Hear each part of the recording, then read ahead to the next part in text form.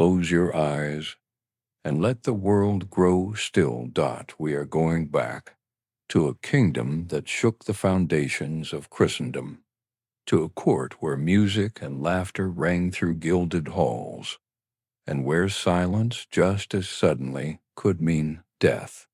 To Tudor England in the 16th century, where one man held the fate of a nation, a church, and a continent in the curl of his enormous fist. His name was Henry VIII, King of England, and by his own declaration, supreme head of the Church of England, a title no English monarch had ever claimed before, a title that split the Western world in two. Consider what he left behind. The Church of England, born not from theology, but from a king's desperate need for an heir.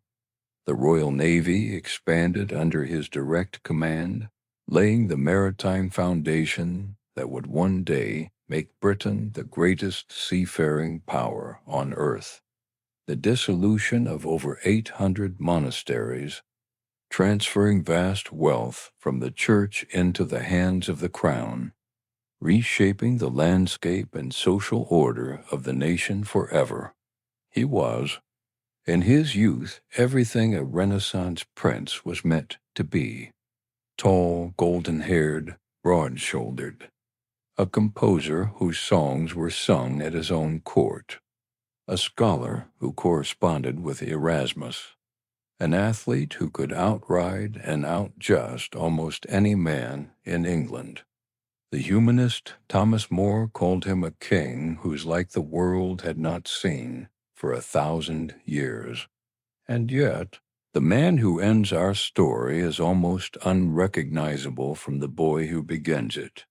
A figure of immense, painful weight, his leg wrapped in bandages from a wound that never healed, his court hushed with fear, his wives cycling through his life with a terrible regularity.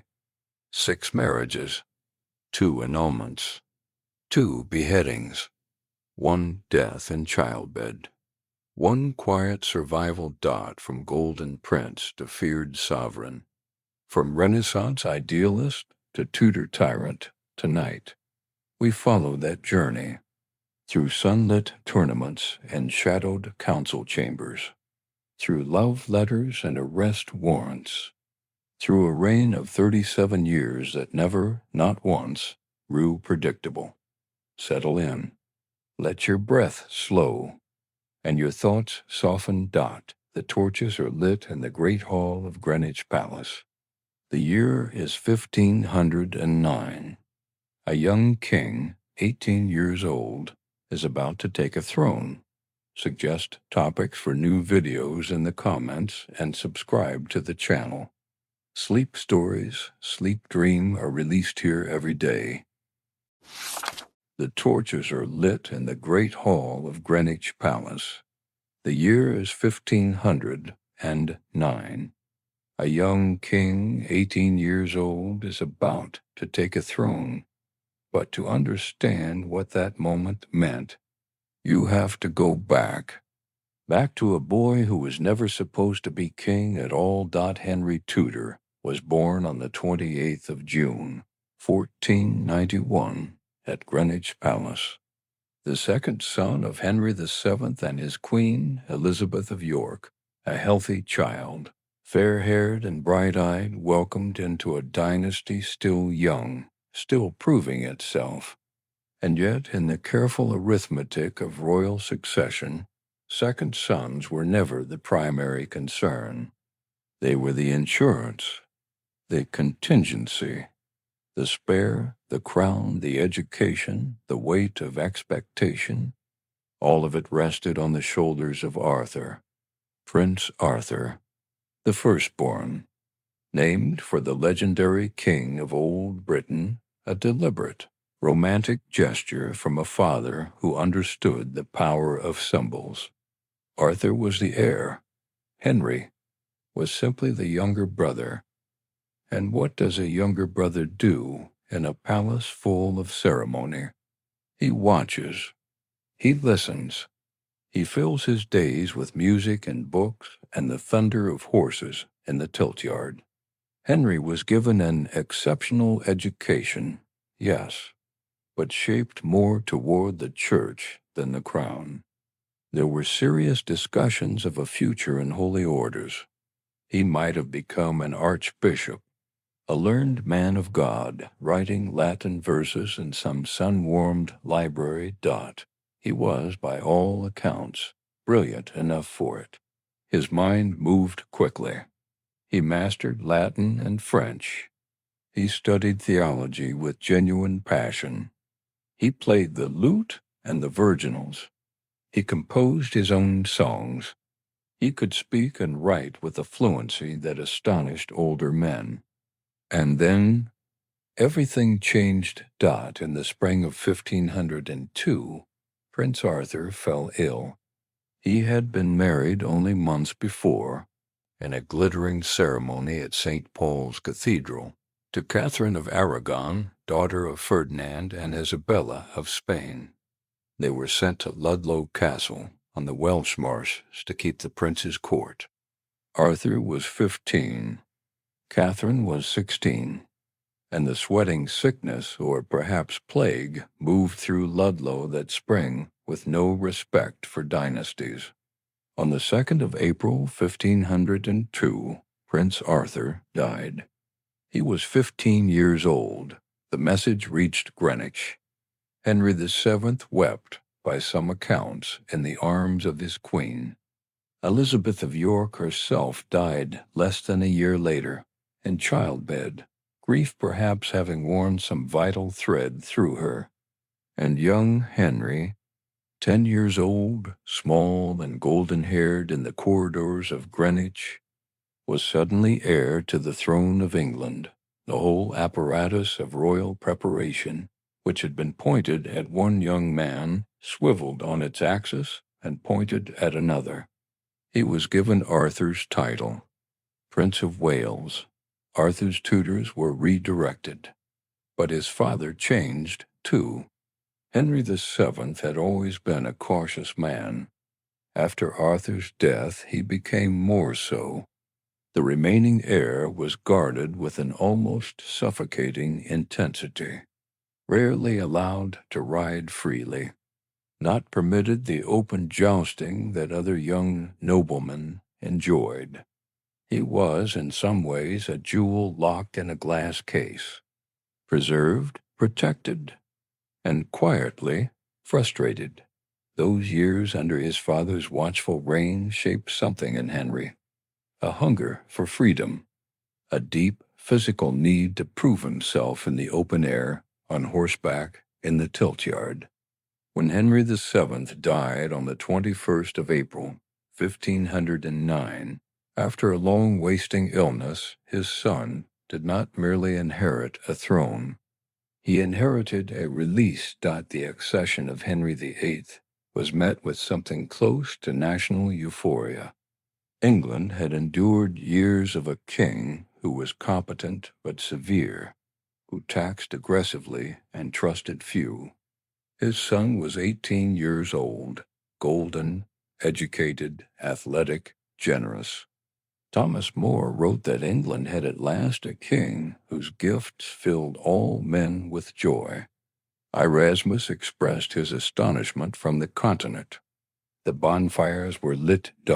And Henry, newly crowned, did something that quietly signaled both his romantic nature and his political intelligence in the same gesture.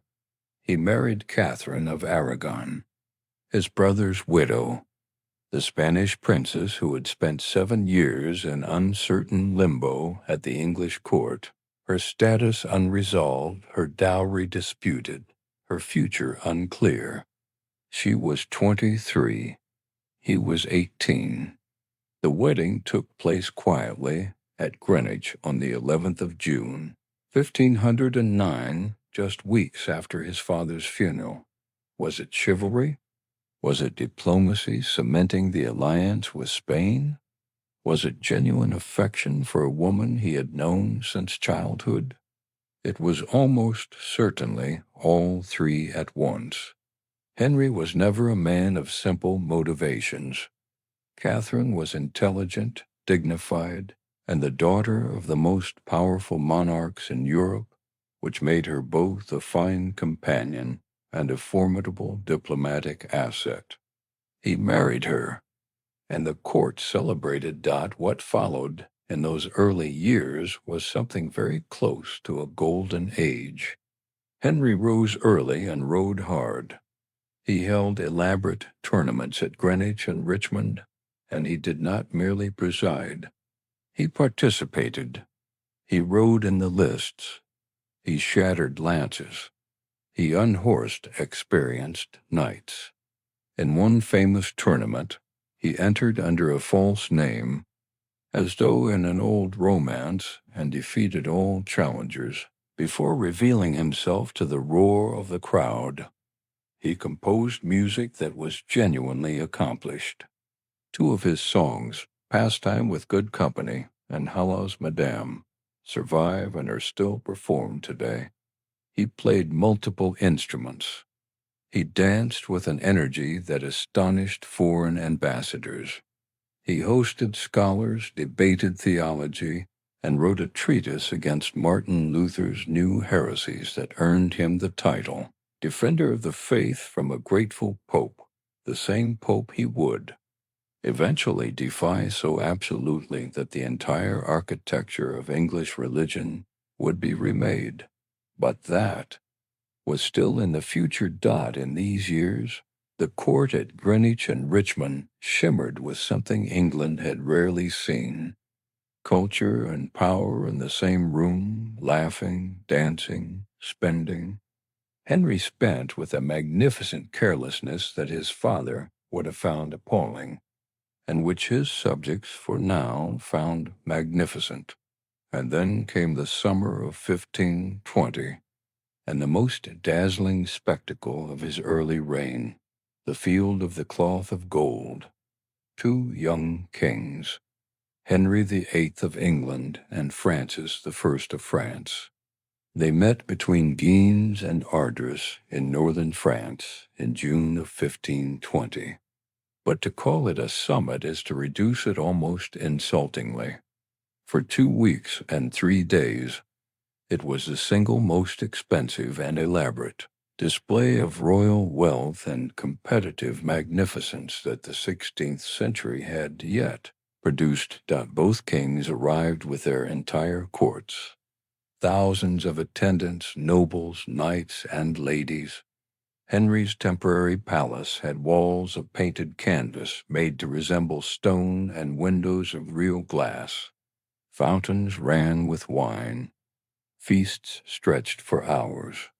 There were jousts, wrestling matches, archery contests, singing and dancing under the summer sky of northern France. Francis was taller. Henry was broader. They jousted. They danced. They feasted in each other's company with a warmth that was half genuine and half theater. They wrestled once on the grass between their tents in a moment of spontaneous competition that thrilled the watching courtiers. Henry lost that particular bout, it is said, which did not improve his mood. But in the tilt-yard he was magnificent. The Field of the Cloth of Gold produced no lasting treaty. No firm alliance emerged from all that splendor. It was, in the end, spectacle rather than substance. But as spectacle, it has perhaps never been surpassed in the whole long history of English diplomacy. The sight of two kingdoms arrayed in their finest, burning their treasuries for the sake of prestige and beauty, glittering under the June sky. Henry returned to England sunburned and exhilarated. He had proven himself on the world's most elaborate stage to be everything a Renaissance monarch was expected to be: scholar, musician, athlete, rival, sovereign. The Golden Prince, now the Golden King, but the gold, as gold does when you look at it long enough, was beginning very quietly to cool. The tournament still rang. The court still danced. Catherine still sat in her place of honor, composed and gracious, her prayers said at dawn and dusk with a devotion that never wavered. And Henry, magnificent and restless, brilliant and bored, was beginning, very quietly, to ask questions about his marriage, about his legacy, about the son who had not yet come. The great hall is still warm. The candles are still burning, and the golden king sits at the center of it all, laughing still, surrounded by music and light. But somewhere, in the back of that quick, restless mind, a question is forming, slow and dark as smoke rising from a fire not yet seen. Let it wait. Let it wait until morning. For tonight, rest. The year is 1520. The court sleeps. And so, now, can you? The years passed gently. At first, the court of Henry VIII was a place of music and color, of learning and laughter, and at the center of it all stood a king who seemed, to those who watched him, to be touched by something rare, something almost divine. He was tall and golden and generous, and the people loved him. Even the scholars loved him. Even the ambassadors trained in the arts of diplomacy and flattery found that their praise of Henry required very little invention, and beside him always was Catherine of Aragon, daughter of Ferdinand and Isabella of Spain, princess by birth, widow by fate, queen by persistence and grace. She had waited years to become Queen of England, years of poverty and uncertainty after the death of Henry's elder brother Arthur. And then, in 1509, the boy king had taken her hand, and the waiting had ended. She was, by any honest account, a remarkable woman. She spoke 4 languages. She governed England herself while Henry rode to war against France in 1513, and when the Scots invaded from the north, it was Catherine who organized the response. It was Catherine who received the bloodied coat of the Scottish King James IV after Flodden Field, and wrote to Henry of the victory with a calm, almost imperial composure. She was not merely a consort. She was a partner, and yet there was one thing England required above all others, one thing that Henry, for all his brilliance and all his will, could not achieve through diplomacy or jousting or prayer alone: a son to carry the Tudor name forward, a son to hold the kingdom together when the old king finally slept. The Tudor dynasty was young. The memory of the Wars of the Roses, of the long and bitter fighting between Lancaster and York, had not yet entirely faded. A male heir was not a luxury. It was the lock on the door that kept chaos from entering. Catherine bore children. That is the fact that history sometimes forgets in the rush toward the drama of what came later. She bore children again and again. A son in 1510 who lived only 52 days. A daughter in 1513. A son stillborn. Another son in 1515 who breathed only briefly before going still. A daughter, Mary, born in 1516, who survived and was healthy and bright and was not, despite everything her mother felt for her, a son. And then, after Mary, the pregnancy stopped. The years stretched on. 1517, 1518, 1520. The court, in its careful and watchful way, began to notice. The smiles of the courtiers grew more guarded. Catherine was approaching 40. The window, everyone understood, was closing. What does a king do when he has done everything expected of him, and still the son does not come? Henry did what powerful men have done throughout history. He waited, he prayed, he hunted, he danced, and then, slowly, he began to wonder if something was wrong, not with his own vigor, never that, but with the marriage itself.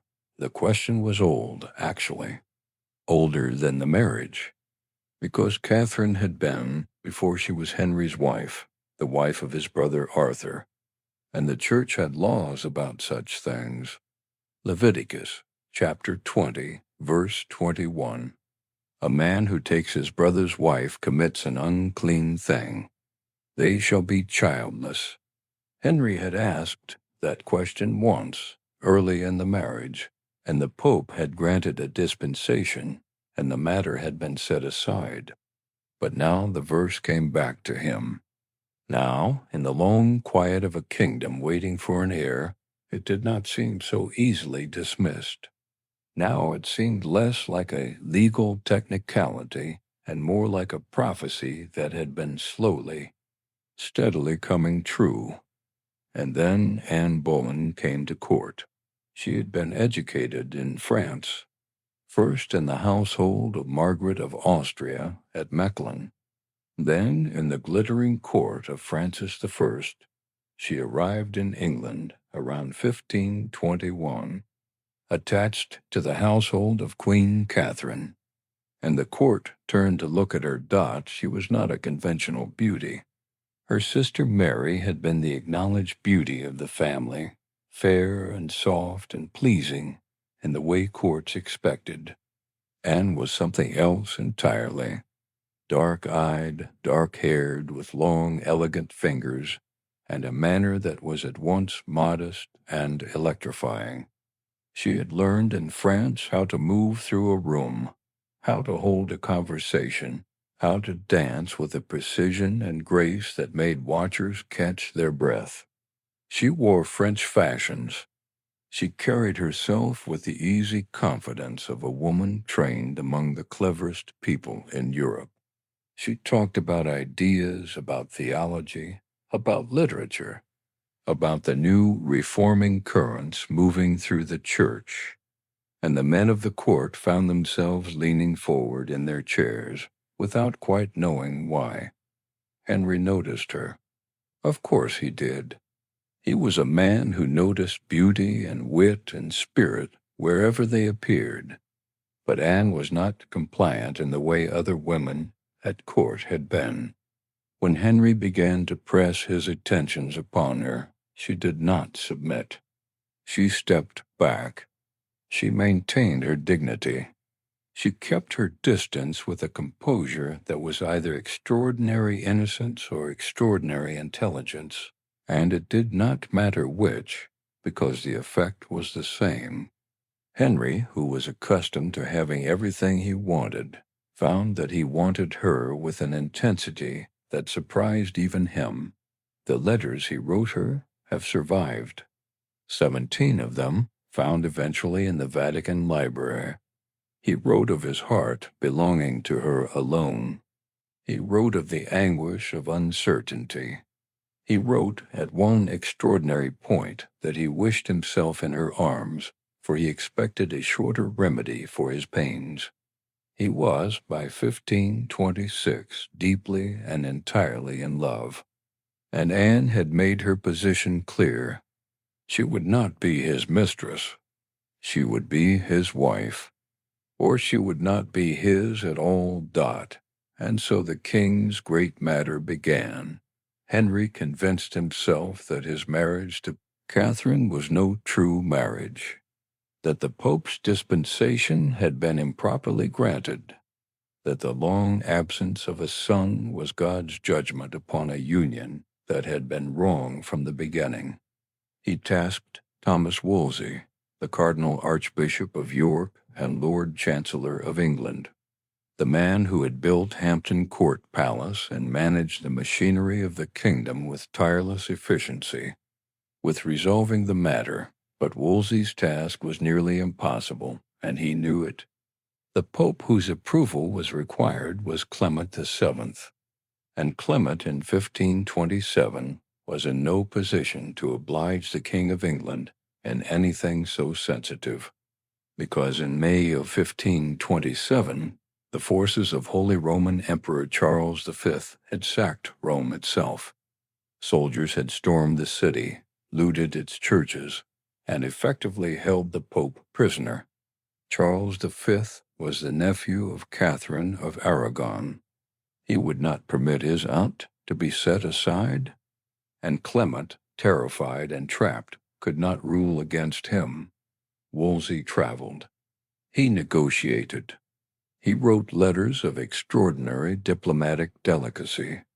He tried with all the enormous energy that had made him the most powerful non-royal figure in England to find a way through the impossible maze. But the maze had no exit that did not pass through Charles, and Charles would not move Dot in 1529. A formal legatine trial was convened at Blackfriars in London. Both Henry and Catherine appeared before it. Catherine rose, crossed the floor of the court, and knelt at Henry's feet. She spoke in accented English that made every person in that hall lean forward to hear. Of her faithfulness, her honor, and her love. She appealed before them all directly to Rome. The court fell silent. There was nothing in that moment that could be answered. The trial collapsed. Clement recalled the case to Rome. Henry had nothing. And Wolsey, who had failed to deliver what the king required, now faced the full weight of royal displeasure. He was stripped of the Lord Chancellorship in October 1529. His property was seized. Hampton Court, the great palace he had built and loved, was surrendered to the crown. He retired north to his diocese at York, and there he tried, quietly, to rebuild some small version of a life. He did not survive it. In November 1530, he was arrested on a charge of treason. He was already ill. He died on the road to London, at Leicester Abbey, on the 29th of November, 1530. He was reported to have said near the end that had he served God as diligently as he had served the king, God would not have given him over in his gray hairs. Those words were written down and remembered. They contain within them the entire tragedy of a man who placed his genius at the service of a master who could not afford to be grateful. Henry mourned Wolsey briefly. He was already moving. He had already identified new minds, new paths through the obstruction that Rome represented. The frustration had hardened into something colder and more deliberate. He had waited years for an answer from the Church, and the Church had given him nothing but delay and fear. He would not wait much longer. The candles in the great hall burned lower. The music from the gallery faded to silence, and somewhere in the dark palace corridors, in rooms that smelled of beeswax and old stone and wood smoke, the plan that would change England forever was beginning, slowly and irreversibly, to take shape. Let the fire burn low. Let the palace settle. Let Catherine say her prayers in her quiet rooms, faithful still, composed still, unaware of how little time remains to her, and let you slowly, gently, drift into sleep. The night is long. History will resume at dawn. But for now there is only stillness and the soft sound of an old kingdom breathing quietly in the dark. There is a moment when patience becomes something else entirely, when the waiting stops feeling like restraint and starts feeling like weakness. Henry had waited, and somewhere in those years the waiting transformed. It became resolve. cold, absolute, and unstoppable. What would a king do when every earthly authority had failed him? He would not simply accept defeat. Not this king, not Henry. He would remake the world. The idea had been building for years, fed by the quiet arguments of men like Thomas Cranmer, like Thomas Cromwell, like the reformers whose writings circulated in hushed rooms and candlelit studies across England and Europe. The argument was elegant in its audacity. The Pope had no rightful authority over the Church in England. Scripture itself gave no such power to Rome. The king was sovereign, answerable to God alone. In matters both temporal and spiritual, Henry chose to believe them. Or perhaps more precisely, he chose to act as if he believed them. The distinction, for the purposes of history, hardly mattered now. In 1532, the English clergy submitted. Under enormous pressure, under the threat of premunire, that ancient legal weapon making it an offense to appeal to a foreign power against the crown, the Convocation of Canterbury acknowledged the king as their supreme head insofar as the law of Christ allows. It was a qualification, but it was a beginning, and Henry knew how to follow beginnings.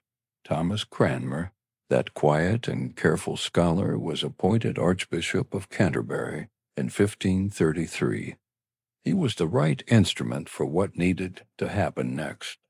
And what needed to happen was urgent, because Anne Boleyn was already pregnant.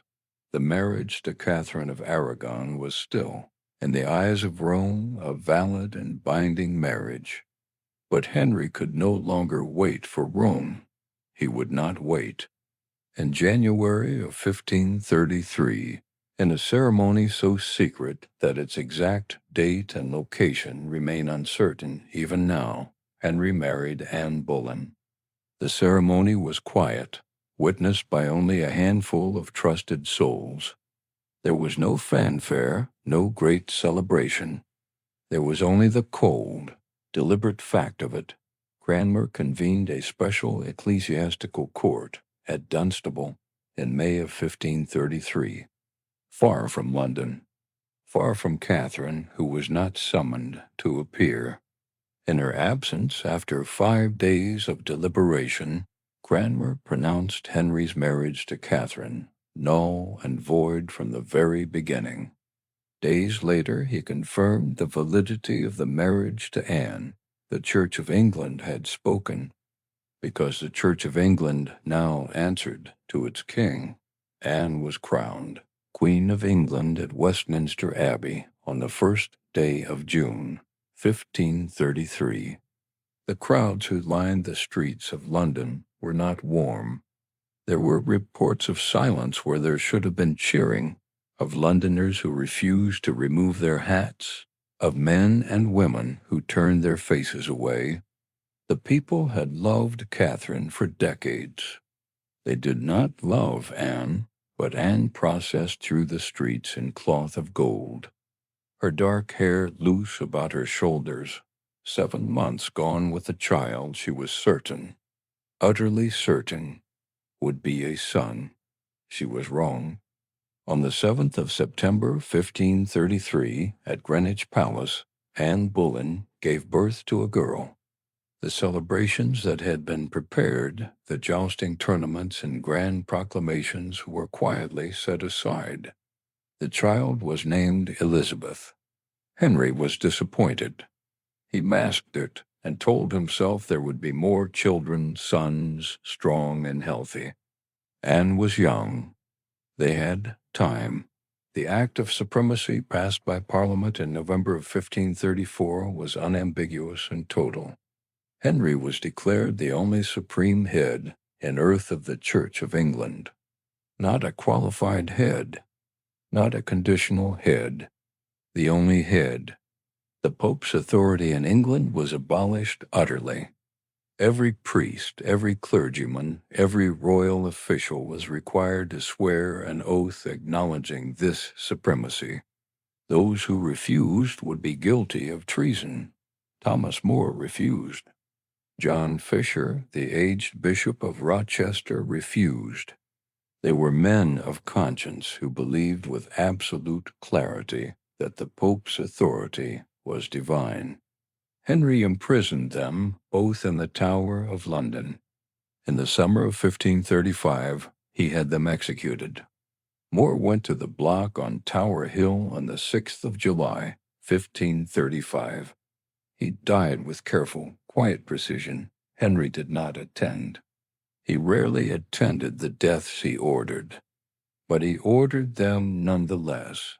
The man who managed the entire machinery of the break with Rome, who had in many ways engineered it from within the shadows of power, was Thomas Cromwell. Where Wolsey had been grand and imperious and impossible to ignore, Cromwell was methodical and nearly invisible. A lawyer, a fixer, he had risen through Wolsey's household, survived Wolsey's fall without a scratch, and emerged as the most indispensable servant the king had ever possessed. Cromwell saw, with the clarity of a man who never allowed sentiment to obscure strategy, what the dissolution of the monasteries could accomplish. There were, across England and Wales, hundreds of religious houses, monasteries and priories and abbeys and nunneries that held vast amounts of land, wealth, and institutional power. That wealth, Cromwell argued, was being wasted on corrupt practices. Henry, who was perpetually short of money, whose building projects and military ambitions consumed fortunes as fast as they could be raised, understood the argument immediately and completely. The dissolution began in 1536 with the smaller monasteries, those with annual incomes below £200. Commissioners were dispatched across the country to assess, inventory, and close. Monks and nuns were pensioned off or moved to larger surviving houses. The buildings were stripped, their lead roofs melted down, illuminated manuscripts sorted, and sent to the royal treasury or sold. The land was sold to the gentry, to the rising merchant class. The larger monasteries followed between 1537 and 1540. The great abbeys that had defined the spiritual geography of England for centuries, Glastonbury, Fountains, Tintern, Rievaulx, were dissolved, their abbots expelled or executed, their treasuries emptied, their stones quarried away to build the manor houses of the new English aristocracy. But while Cromwell reshaped England, Anne Boleyn was running out of time. She had miscarried in 1534. Then again, in January of 1536, a boy this time, formed enough to identify the sex, born too soon, silent and gone.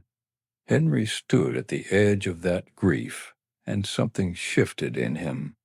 He had begun noticing a woman at court, quiet and pale and still, with steady gray eyes and a reputation for careful, composed virtue. Her name was Jane Seymour. Anne saw it. Anne, who was sharp and proud and possessed of a tongue that Henry had once found electrifying and now found exhausting, confronted him. He told her, with the cold finality of a man whose decision was already settled, that she ought to be grateful for what he had done for her, and to say nothing more. The men around Cromwell had already begun to move against her. The charges were extraordinary. Adultery with 5 men, including her own brother, George Bullen, Lord Rochford. Conspiracy to compass the king's death. The evidence was thin, constructed largely from confessions extracted from a frightened court musician, named Mark Smeaton under conditions that strongly suggest duress, and from the carefully shaped gossip of ladies-in-waiting who knew what was expected of them. Anne was arrested on the 2nd of May, 1536, and conveyed by barge along the Thames to the Tower of London, entering through the same gate from which she had ridden in triumph to her coronation 3 years before. She wept in the barge. She laughed strangely in the Tower. The trial lasted 2 days. The verdict was never in doubt. She was found guilty of adultery, incest, and high treason. Her marriage to Henry was simultaneously annulled, rendering her daughter Elizabeth illegitimate.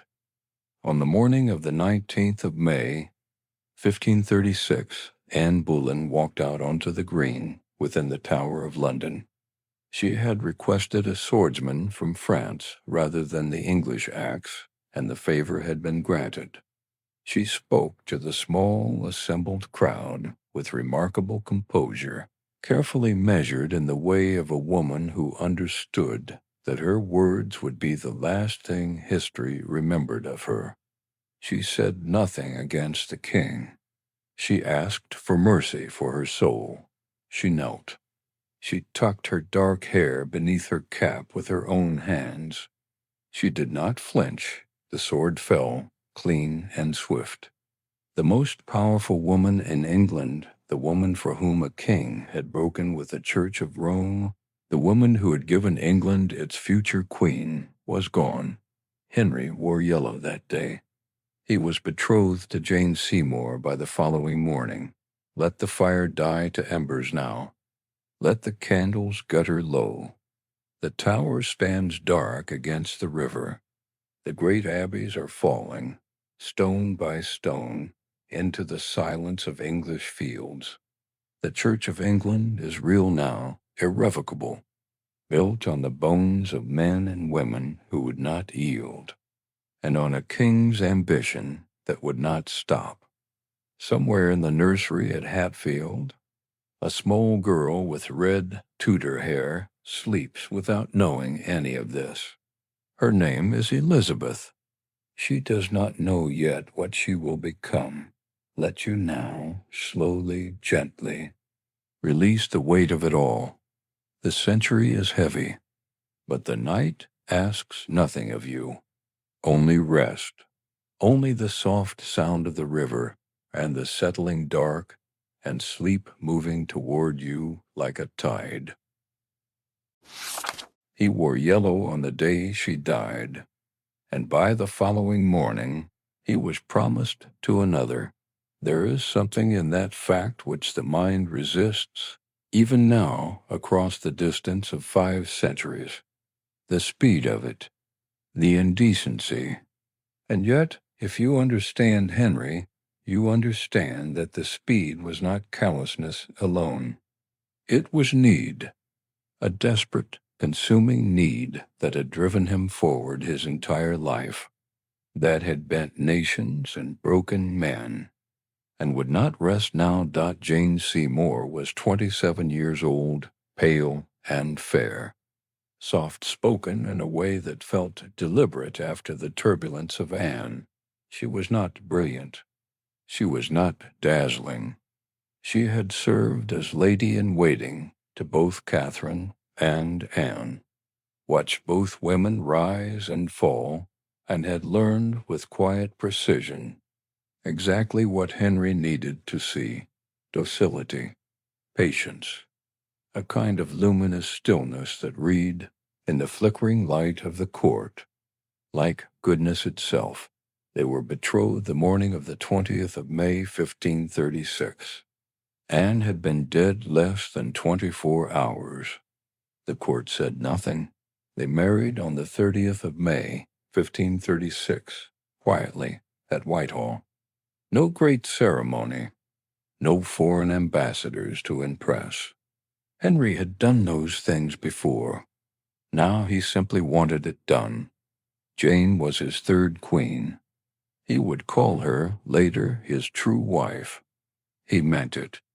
or he had convinced himself that he did, which with Henry was often the same thing. What followed was not a romance, exactly. It was something quieter and more serviceable. Jane did not argue. She did not possess strong opinions that inconvenienced him.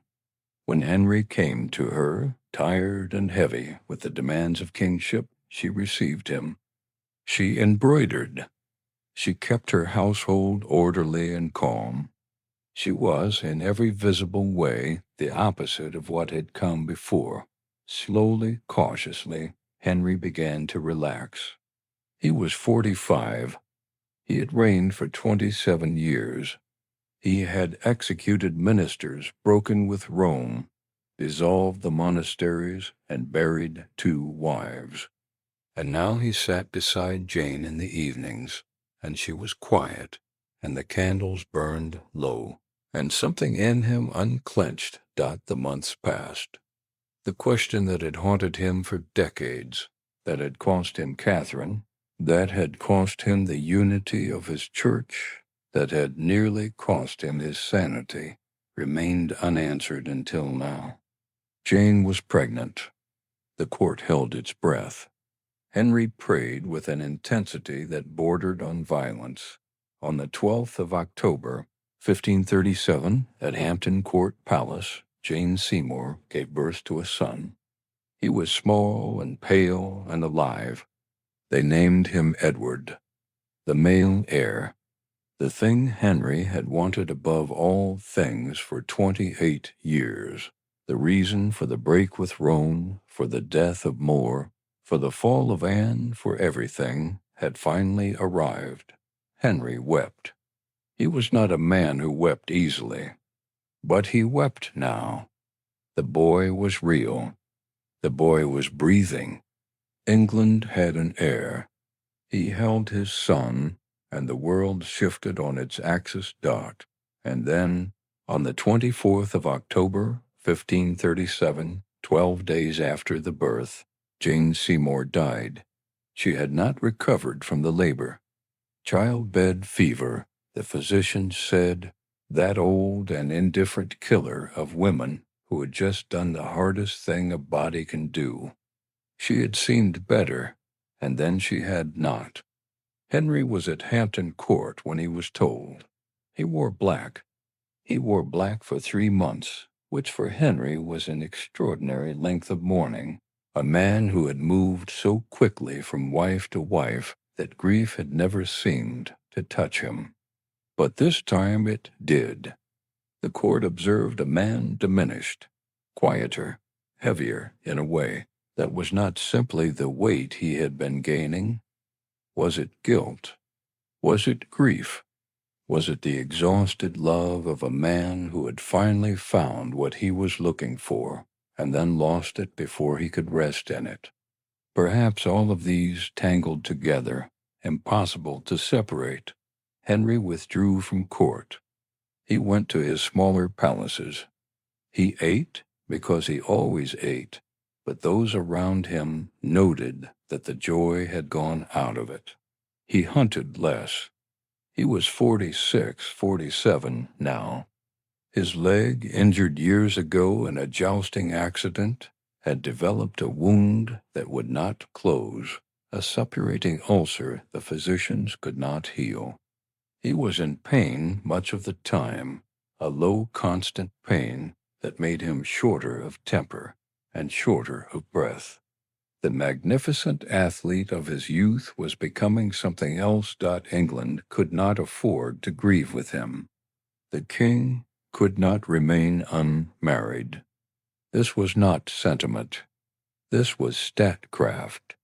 Edward was alive, but Edward was an infant, and infants died, and there was still the vast chessboard of European politics on which England needed to position itself carefully.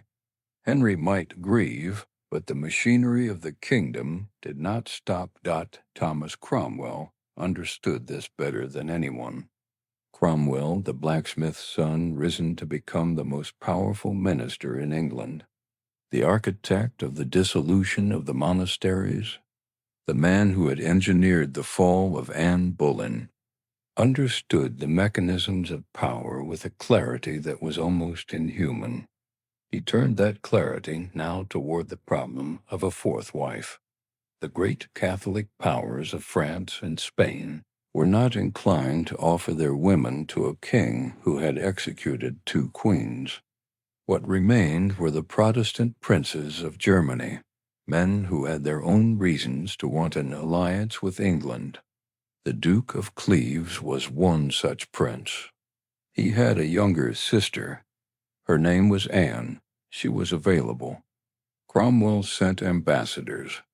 They reported that Anne of Cleves was modest, virtuous, and pleasant in appearance, though they admitted, when pressed, that the customs of Cleves kept its noblewomen largely secluded from foreign eyes. Cromwell commissioned a portrait from Hans Holbein the Younger. Holbein was the finest portrait painter of the age, a man whose technical genius gave his sitters an almost startling vividness. Henry studied the portrait carefully. He approved. The match was agreed, and the contract signed. Anne of Cleves arrived in England in December of 1539. Henry, who had never been able to endure ceremony when curiosity drove him, rode to Rochester in disguise to see her before the formal reception. He believed, as he had believed in earlier years, that a romantic surprise arrival would delight her. It did not. Or rather, Henry arrived, revealed himself, and found standing before him a woman whose face did not match the portrait in any way that satisfied him. Anne was not ugly. Contemporary accounts suggest she was perfectly ordinary in appearance, well-dressed and composed. But ordinary was not what Henry had prepared himself for. Holbein had given him idealization rather than likeness, or Henry had looked at the portrait and seen only what he wished to see. He stood in Rochester, a large, limping king in inadequate disguise, and felt the cold weight of disappointment settle over everything. He returned to court and told Cromwell he would not have her. Cromwell explained that the diplomatic consequences of refusal would be severe. The Duke of Cleves would consider it an irreparable insult. Henry accepted this. He called her, privately, the Flanders Moray. They married on the 6th of January, 1540, at Greenwich Palace. Henry's demeanor throughout the ceremony was described by those present as that of a man enduring something necessary and unpleasant. Anne, who spoke no English and knew almost no one in this strange, cold country, stood beside him and did what she had been trained and sent to do. She was composed. She was dignified. Whatever she made of him, she kept to herself. The marriage was never consummated. Henry told his physicians, his ministers, anyone who would receive his confidence with the required discretion, that he could not. He needed the marriage dissolved. Anne of Cleves, approached through careful intermediaries, agreed with a speed and equanimity that astonished the court. She was not unintelligent. She had observed Henry closely. She accepted what was offered: 2 comfortable houses, a generous annual income, high precedence at court. She addressed him afterward as her dear brother and retired to live at Hever Castle, the old childhood home of Anne Boleyn, and was by all accounts, and the years that followed, genuinely contented. Henry was not contented. His appetite for a scapegoat was as reliable as gravity, and there was only one man who could carry this particular weight. Cromwell had arranged this marriage. Cromwell had pressed it upon him. Cromwell had given him the portrait and the reassurances, and the careful diplomatic logic that had led him to the altar of Greenwich. with a woman he could not abide, Thomas Cromwell, was arrested in June of 1540. The charges built swiftly, heresy folded into treason, enemies at court moving against him with the practiced efficiency of men who had waited years for this opening. He wrote to Henry from the Tower, a long letter that historians have described as one of the most wretched documents of the Tudor period. A man of immense intelligence and iron will dismantling himself completely in the desperate hope that absolute self-abasement might purchase survival. Henry did not respond. On the 28th of July, 1540, Thomas Cromwell was executed on Tower Hill. He had served the crown for a decade with ferocious capability, had done more to reshape England, its institutions, its church, its wealth, than perhaps any minister in its history. He died because a king had been disappointed by a portrait. The executioner that day was reportedly inexperienced. It took more than one blow. Let that settle now, slowly, gently. The century has asked much of you tonight, but the night asks nothing more.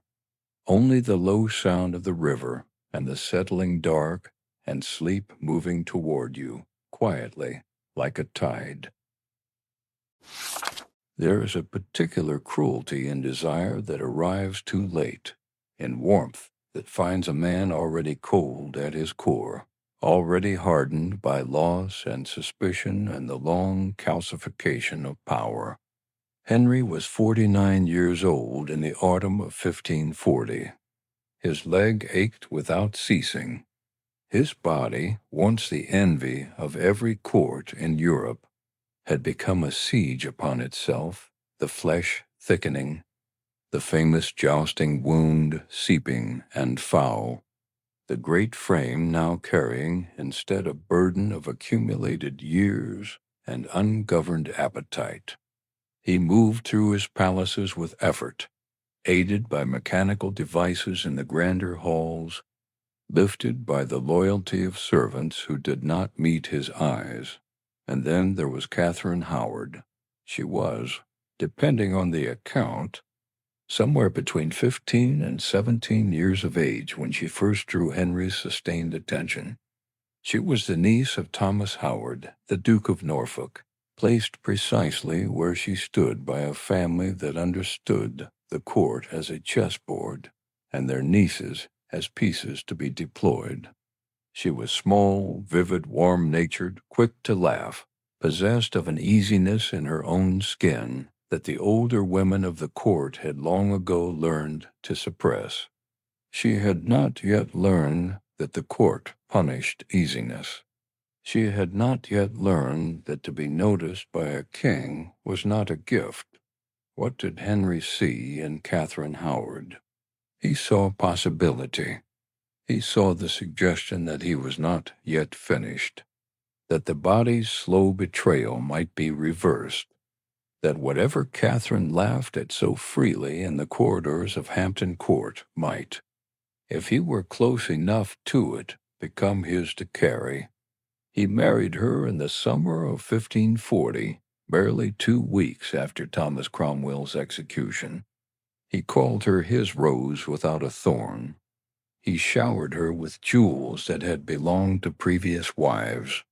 He wore a white feather in his cap at public events, a detail noted by foreign ambassadors, with the delicacy of men who had learned not to comment directly on the spectacle of kings in love. The court watched. The court knew things the king did not. Catherine had a past.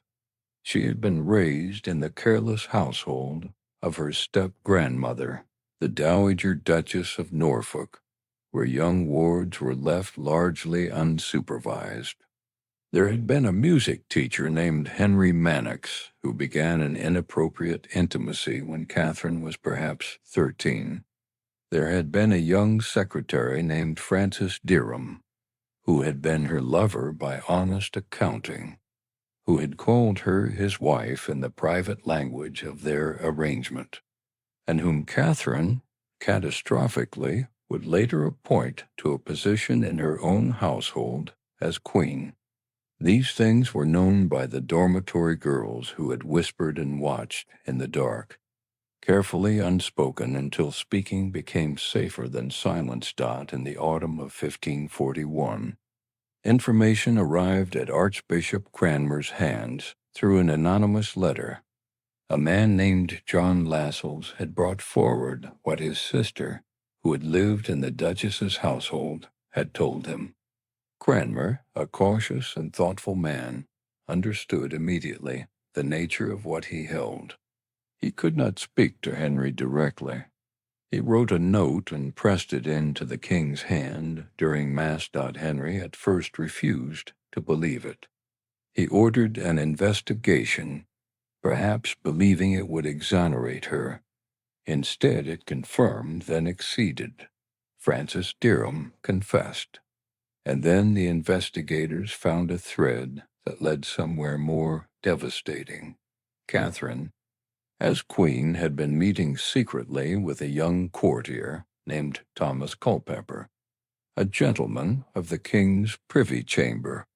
The meetings were arranged by her lady-in-waiting, Jane Boleyn, widow of the executed George Boleyn, a woman who had already passed through one Tudor execution and was now, with bewildering recklessness, facilitating another. A letter from Catherine to Culpeper was recovered, written in her own hand, closed with words of dangerous tenderness. Under Tudor treason law, it was more than enough. Henry received the full account at Hampton Court. Contemporary witnesses describe a king who wept, who called for a sword, whose grief and rage were indistinguishable from one another. He was 50 years old, and his rose had thorns after all. The wound not merely personal, but structural. The wound of a man who had allowed himself the dangerous softness of trusting, and had been made a fool in the eyes of the court and the watching world. Thomas Culpeper and Francis Derham were executed in December of 1541. Jane Boleyn, who had lost her sanity under questioning in the Tower, was executed as well under a special act of attainder. Catherine was moved to Sion House. She refused to eat. She was not allowed to see the king. On the 13th of February, 1542, Catherine Howard was executed on Tower Green, the same spot where her cousin Anne Boleyn had died 6 years before. She was at most 18 years old. She reportedly asked that the block be brought to her the night before so she could practice placing her head correctly. She wanted to die with dignity. She was afraid. She did it anyway. She had been a child placed into a game designed by adults, moved across a board she did not fully understand. The rose without a thorn had always had thorns. The cruelty was that no one had warned her. Henry did not attend the execution.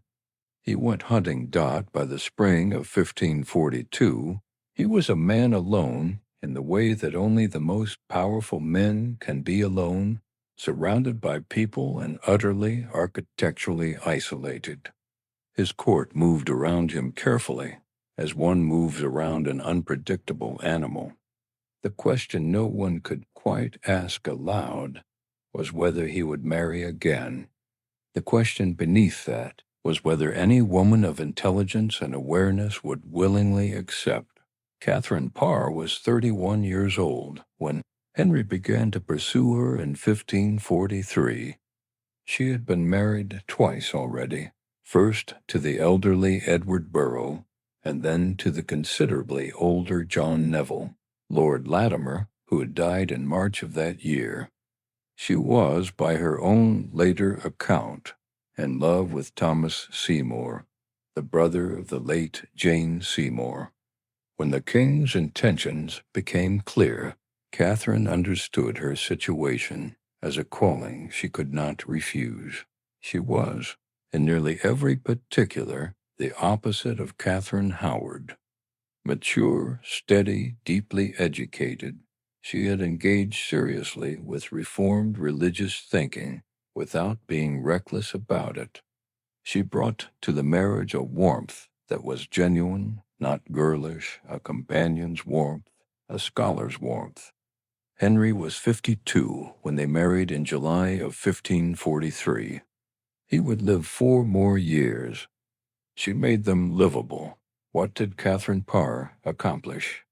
She became the first English queen to publish under her own name, producing devotional works of genuine intellectual seriousness, including prayers or meditations in 1545. She cultivated around herself a court of humanist and reforming education. She was instrumental in restoring Henry's daughters, Mary and Elizabeth, to the formal succession through the Third Succession Act of 1544. Her relationship with the young Elizabeth was close and genuine. Elizabeth lived in Catherine's household, was educated there, and the intellectual world Catherine built shaped at some formative depth. The woman Elizabeth would become when Henry departed for France in his final military campaign in the summer of 1544. He named Catherine Parr as Regent General of England, a formal designation carrying real governing authority. She managed the kingdom, coordinated logistics for the campaign, maintained the court. She was not a figurehead. She was, for those months, the functioning executive of an entire country. Henry returned heavier, more ill, more volatile. Catherine navigated the remaining years with extraordinary care, including a dangerous moment in 1546, when she nearly faced arrest for heresy based on her reforming religious views, saved at the last moment by swift and tactful management of the crisis. She did not flinch. She adapted. She survived. Close your eyes now, and let the fire burn lower. The night moves slowly in these old stone rooms. The king is asleep, his great bulk still at last, his breathing heavy and regular in the dark. The court holds its breath as it has always held its breath, waiting for morning, waiting for the unpredictable and exhausting business of serving a man whose will was the entire weather of their world. And somewhere, quietly, Catherine Parr reads by candlelight, a scholar at the edge of everything, steadier than the century deserved. The light finds her face and holds there and does not move. Let that hold. Let the warmth of it carry you down into sleep. Henry had spent a lifetime making queens and unmaking them. Catherine Parr would outlast him. She would mourn him, and then she would live, a thing rarer in his orbit than it had any right to be. But that ending belongs to a different night. For now only the candlelight remains, steady and small and entirely sufficient. Only the warmth of a room where someone chose steadiness over spectacle, knowledge over glitter, endurance over brilliance. It is enough. It is more than enough. Let it be enough for you now as the dark deepens and the fire drops to embers and sleep, patient as history comes at last to claim you. There is a kind of ending that announces itself slowly, not in a single dramatic moment, not in the crash of a throne or the thunder of a proclamation, but in the quiet accumulation of days that grow heavier and longer and harder to survive. By the final years of his reign, Henry VIII was no longer a man who moved through the world. He was a man the world had to be brought to, piece by careful piece. arranged around him like furniture around a fire that had burned too long and too hot. The wound was always there. It had been there since 1536, when a jousting accident left him pinned beneath his horse, the armor pressing, the leg twisted at an angle no leg should ever twist. He lost consciousness. Those around him feared, briefly and then desperately, that they were watching a king die. He did not die, but the wound in his left leg, likely a varicose ulcer, aggravated beyond recovery, never fully healed. It closed and reopened. It festered. It swelled the leg to twice its natural size and filled the chamber with a smell his attendants learned, carefully never to acknowledge. Physicians came and went. Poultices were applied. Prayers were said.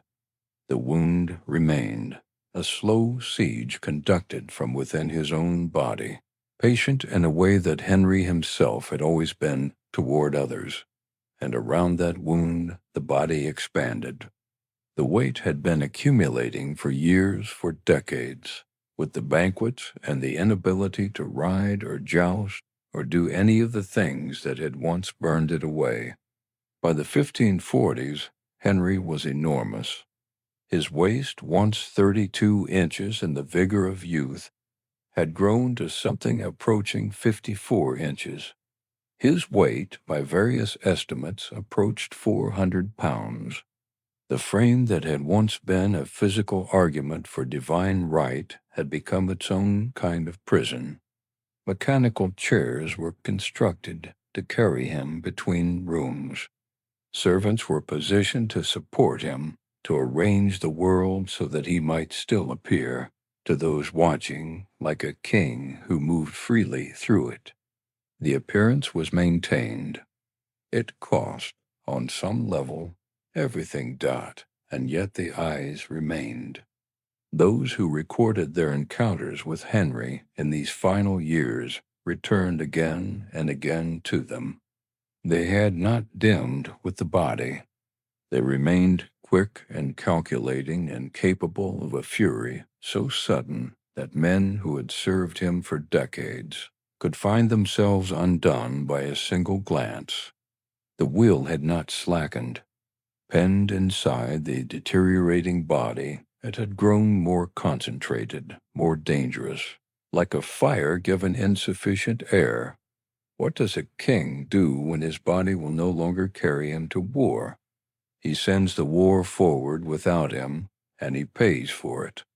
In 1543, Henry signed the Treaty of Utrecht with the Holy Roman Emperor Charles V, reviving the old alliance against France. The following year, he crossed the Channel for the last time, carried rather than riding, commanding the siege of Boulogne with the determination of a man who understood this was his final campaign. Boulogne fell in September of 1544. The cost had been staggering, somewhere in the region of £2 million, requiring the debasement of the coinage, the sale of dissolved monastic properties, the liquidation of every financial reserve Thomas Cromwell had carefully accumulated. The people felt it in every market, every transaction, every loaf bought with coins worth less than the year before. But Boulogne was English.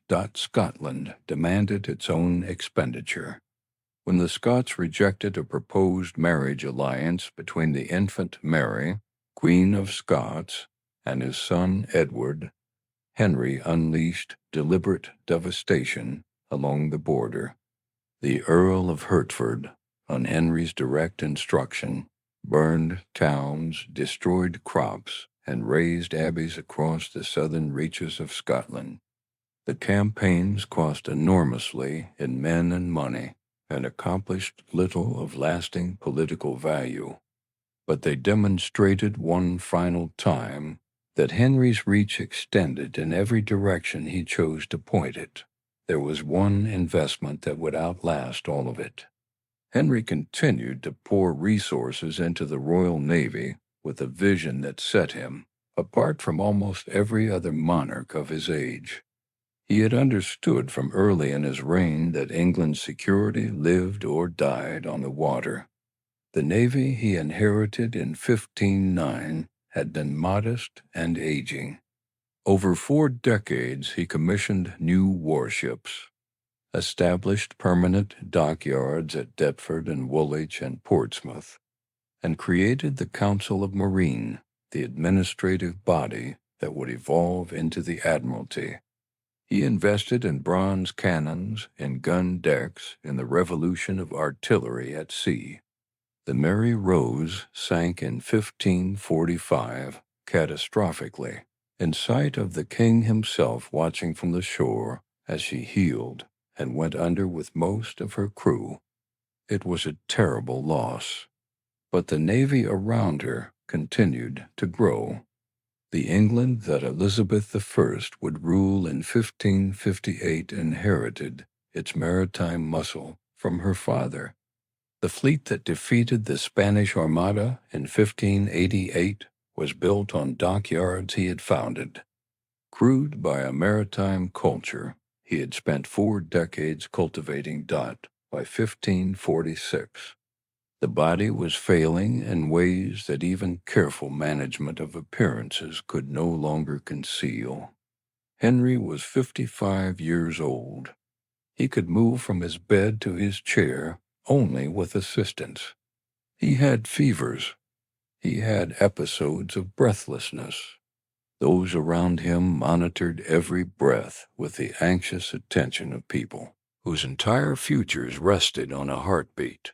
He spent his final weeks in the cold rooms of Whitehall Palace, attending to the succession, dictating the composition of the council that would govern during the minority of his 9-year-old son Edward, arranging and rearranging the weights on the scale of power with the obsessive attention of a man who understood that once he put it down he would not pick it up again.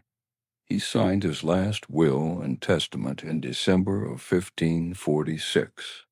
He could no longer hold a pen with sufficient strength. A dry stamp of his signature was applied, and an attendant traced the ink over it. A final accommodation of the physical to the political. The king's will imposed upon the page by proxy. On the 28th of January, 1547, in the early hours of the morning, at the Palace of Whitehall, Henry VIII died. He was 55 years old. He had reigned for 37 years. Those present were afraid, even at the end, to tell him what was coming. The Archbishop Cranmer, summoned in haste, arrived to find Henry barely conscious, and asked for a sign that he trusted in Christ. The great swollen hand, squeezed his once, and then was still. He was buried at Windsor, in the chapel of St. George, beside Jane Seymour, the wife who had given him his son. He had asked for this. Of all the things he had asked for across his long-consuming life, it is the one that carries the quietest weight. Not beside the woman he had first loved and then dismantled. Beside the one whose death he could not lay at any door but fate's. There is something almost tender in it, a word that does not sit easily anywhere near the reign of Henry VIII, but which refuses, nonetheless, to be entirely excluded. The legacy he left was blood-soaked and irreversible. He had broken England from Rome and made himself the head of a church that would define the nation for centuries. He had executed 2 of his 6 wives, dissolved the monasteries, and redistributed 1/3 of England's land, remaking the economic landscape in ways that persisted into the modern era. He had built a navy that would carry English ambition across every ocean and fathered 3 monarchs, each of whom lived in the long shadow he cast. The Tudor myth that grew up around him was partly his own creation. propaganda of power carefully managed across a lifetime of rule. He was monstrous and he was visionary. He was capable of extraordinary cruelty and of genuine, if narrow, care. He ate too much and built too much and wanted too much, and the wanting shaped a kingdom. He was, in the end, exactly what he had always intended to be, which is perhaps the most uncommon thing that can be said of any person, king or otherwise. Let the candle gutter now. Let the great tapestries hang still in the cold chapel air. Let the stone lie quiet over the immense figure, finally still. The weather of his will has passed. The court may breathe. The century may exhale. And you, who have traveled all this distance through the noise and color and terror of his long life, may let it go now. Let history do what it has always done and absorb even the most enormous of its makers into the patient ongoing current of time. Close your eyes. The king is buried. The reign is finished. The night holds everything gently now, without preference, without fear. Sleep. Suggest topics for new videos in the comments and subscribe to the channel. Sleep stories, Sleep Dream are released here every day.